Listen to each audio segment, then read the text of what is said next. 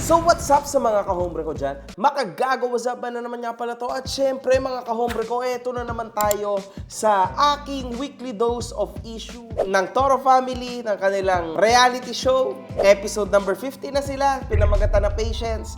Let's see, man. Sobrang excited ako. Gusto kong makita kung sino ang pinakatanga sa kanilang lahat today. Sobrang excited ako. Let's see, man. Kadiri to. Putang ina nyo. Ito yung discharge. Sa totoo lang, hindi ako natutuwa sa closeness nila. Tama ba yun? Girlfriend ako. Ako ang magdidesisyon kung sino magiging close ng jowa ko at kung kaninong joke siya tatawa. So makikita po natin na ginagawa ni Payeng robot ang kanyang jowa. Galing to ah. Ano pang sense ng buhay mo kung wala ako? Oh! Finally, dito mga boss, nakita natin na ang Toro Family, mahilig na rin sila sa sports kasi kailangan nila for their own exercise. Alam niyong lahat yan. Mahalaga po na nag-e-ehersisyo tayong lahat, okay? Sobrang halaga yan. Break. Putang ina, may natawag. Hello, yes, sino to? Sige. So dito, makikita nyo lahat mga boss na sila ay naglalaro. Pare-pareha silang bulok maglaro. Yung ina-expect ko na maayos maglaro, tulad ni Vince, tulad ni Harvey, tulad nung editor nila na si Jansky, pare-parehas pong bano. Ang pangit nila maglaro, ang tataba nila. Exactly like me. So, wala tayong magagawa dyan. Grabe. Pero it was fun. This is healthy too. Kasi kahit pa paano nag-e-ehersisyo sila, sobrang halaga sa aming mga edad ngayon na nasa 20s, medyo late 20s to 30s, na nag-e-ehersisyo. Kasi yun talaga yung unang nawawala sa'yo kapag medyo tumatanda ka na, yung ehersisyo. Nung half court pa lang, unang laro pa lang talaga namin, hindi pa ako pagod nun. Siyempre naman, Vince. Pag ikaw napagod, babatukan kita eh. Pero nung nag-full court na, yan na. Hinahabol ko na yung hininga ko, guys. Imagine nyo mga boss, ha? Gano'ng kahirap itong tao na ito. Wala na nga siyang ginagawa maghapon, si Vince. Tapos, pagod pa siya. Ang bilis niya pang mapagod. Tangina naman, Vince. Ano ba naman yan? Paano ka magiging padre de pamilya kung pagod ka na agad? Pagod ka lagi sa lahat. Napatamad po ni Vince. Lagi po yan natutulog, mga boss. Grabe to. Dalawa lang alam niyang gawin. Well, tatlo. Matulog, kumain, bumili ng sapatos. Yun lang. Pang-apat, sumunod na sumunod kay Queen. Kasi wala siyang choice. Kailangan ko, 500k ka na sa page. 500k na 20. Tama yan. Kailangan niya talaga magpasalamat. Alam mo, Mikay, hindi lang basta-basta pasasalamat ang dapat mong gawin. Dapat lang na talagang trabahuhin mo ng maayos si Queen. Kasi tangina, kung wala si Queen, hindi ka magkakaroon ng isang follower. Sino ka ba? Kahit nga ngayon na partida, nandito ka na sa numero 1 pinakamaganda, pinakamalakas na show sa buong YouTube Philippines. Tangina, hindi ka pa rin kilala. Buti nga, pasalamat ka, binabanggit kita.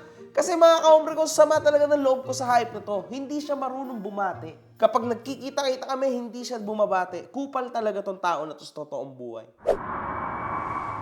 So dito, nanood po sila ng horror. Mayroong kaganapan na malupit dito. Kung saan, nainis si Queen kasi natagpuan niya na magkakasama pong natulog si Tyronia, yung magjowa sa isang kama.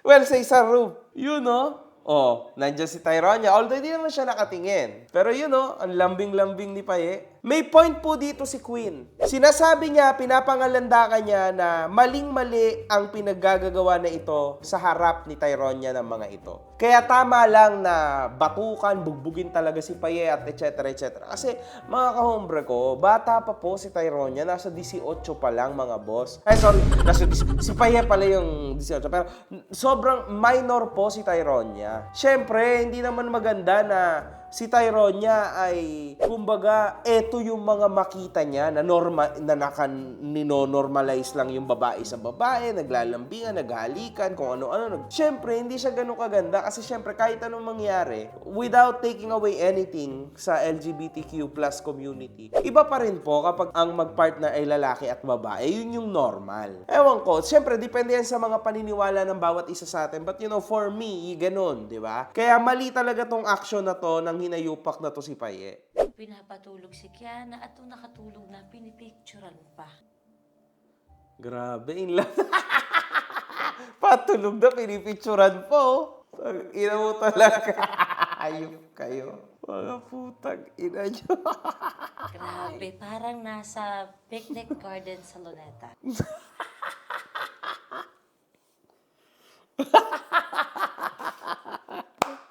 Si Paye po, sigurado na magdi-defense mechanism yan kasi ganyan po talaga siya. Napakalupit ng defense mechanism yan. Iiyak yan. Dahil si Tyrone, sabi mo nagaganyan ka 18 ka. Damn. Mali yan, mga boss. Yung part na yan, sobrang mali. Let it pass. Hindi ako palaging ganun. Okay. Sobrang higpit. Naiintindihan ko. Okay. Buti naman at pinas ni Mami Oni ngayon, no? To make the long story short, hindi na kasi sila 18. Hindi na kasi nila maalala kung gaano kasarap matulog ng kinikilig. Tingnan nyo yung Team Onyx. Masyado nang matured yung relasyon. Wala nang spark. Oh, shit! Tag-ina talaga. Kaya nagdesisyon ako na pupunta ako sa kanila. Eto na, maganda to. Meanwhile,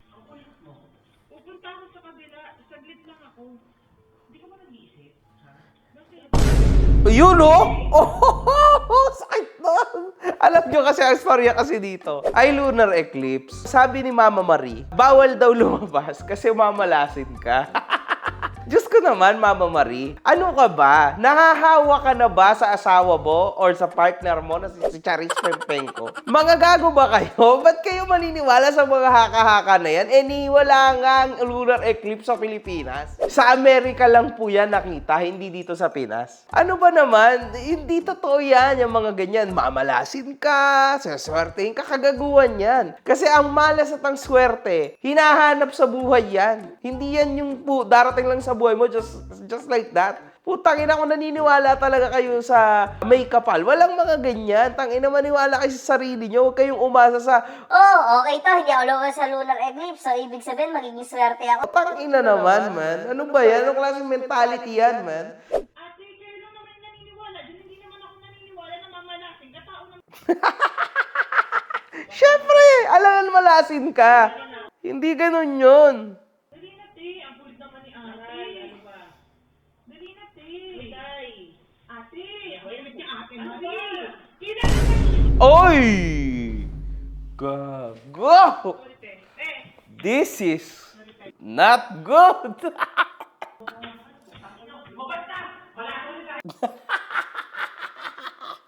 So sa ending, tag-ina naman pare. So sa ending, pinalabas mo din. Ay nako, nagsalang tayo dito ng oras mga boss. Abante na nga ako dito. Tag-ina talaga. Kahit anong tampo mo or kahit gano'n yes, So dito, makikita natin na merong confrontation between Tyronia and Paye. Dito, makikita po natin kung gaano kababaw si Paye. Na sa huli, syempre, mas ginusto na lang ni Tyronia na ayusin yung sitwasyon nang hindi siya humihingi ng tulong kay Mami Oni. Sa part na to, bilib ako sa'yo, Tyronia. Iba ka talaga. Sana lang hindi ka masyado makipag-banding dito kay Paye. Okay? Ang galing ni Tyronia makipag-argue. Walang sinabi tong Paye na to. Kasi, bawal basta si buntis. Yon, tama.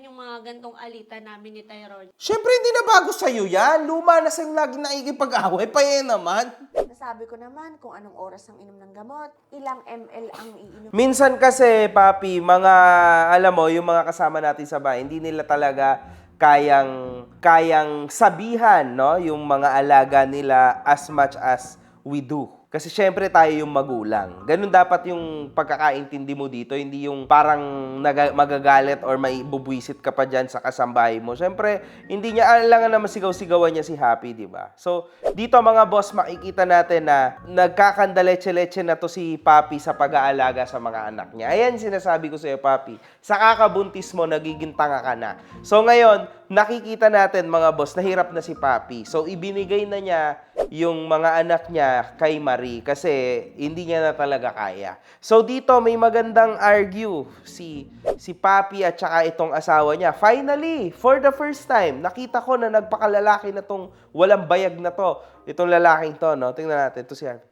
sa akin kasi, huwag mo na ano sa kanila, huwag mo na i-open sa kanila, ikaw pati makakawawa talaga. Medyo naiisip niya na, ayan ka na naman, ibibigay mo na naman sa mga pinsan ko, sa Fowlers. Tapos, pagka naman nagkakandaletse-letse na naman, ikaw na naman ang sisisihin nilang Fowler Sisters. Tas ganyan, ayun ang ayaw mangyari nitong Harvey, mga boss, no? Kaya, sa totoo lang, kinakabahan siya sa naging action na to na naman na binigay na naman kay Marie si Happy. Yun lang naman yung argue nila, tas na-anxiety siya big time, mga boss, no? Kawawa din naman talaga si Happy sa isang banda.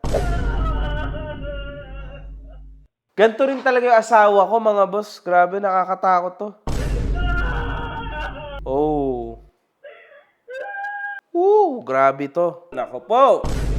Oh, syempre, itong tangang to, hindi niya alam kung anong ganap. Gago. Oh, shit. Yun na yung kinuha ko. Tinawagan ko si Tony. Hindi ko na talaga alam yung gagawin. Grabe to, napanood naman natin lahat to, no? So, nadala to sa hospital, sa huli. Sa hospital, mga boss. Grabe talaga, alam nyo, mga kahombre ko, hindi talaga biro ang anxiety attack sa mga tao. Grabe to, crazy, man. This is so damn crazy. Grabe talaga. Naawa naman ako dito kay Papi, mga boss, ha. Sobrang naawa ako sa kanya. Pero araw-araw ko pa rin nararamdaman yung pagtigas ng tiyan ko. So we need to consider na contraction pa rin yun. Dahil Baka malaglagan ka pa. Now, eto, makikita natin, mga kahombre ko, na muntikan pa siguro siyang malaglagan, ano? Kasi nagkakaroon na siya ng contractions. Tangina, sa totoo lang, sobrang aga pa for now. May ilang buwan pa ata itong dapat ipagbuntis si Papi kasi sobrang aga pa ngayon. Pagka premature yung baby, mga boss. So, unahin muna natin yung buhay ng bata. Medyo delikado. Pangalawa, sobrang mahal. Grabe yan. Ang hirap ng gantong sitwasyon, no? Dahil lang sa anxiety na binigay nitong Harvey sa kanyang partner.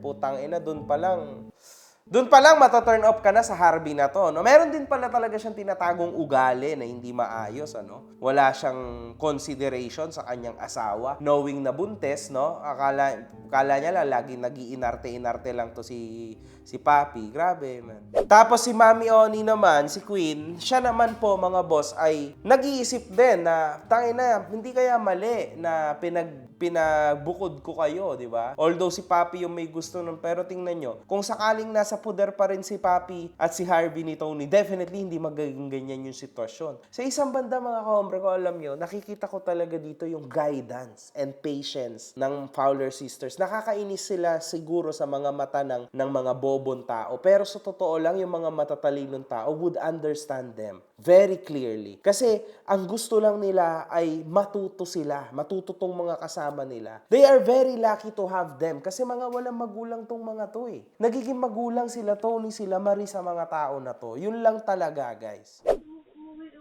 Tapos ito, nagdrama na naman si Paye. Pagkaharap po si Mami, hindi po, okay lang po kami. Wala po talaga. Goods lang po kami. Pero, rinig ko po talaga na hindi na naman sila okay. Away na naman.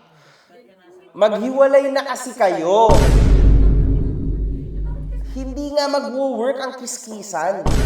Kailangan espada sa kuweba dapat. Tignan mo, naka-eyelash pa tong hayop na to.